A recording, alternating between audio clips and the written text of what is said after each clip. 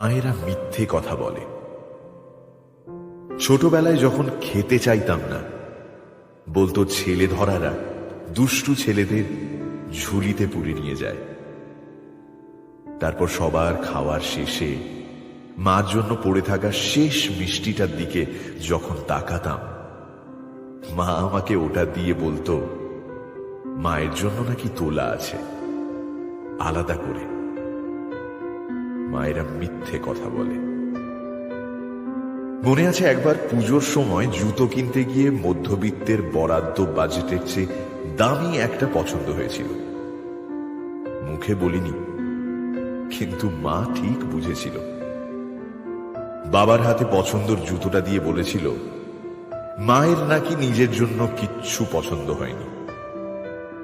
আমি কিন্তু বুঝেছিলাম মায়েরা সত্যিই মিথ্যে কথা বলে।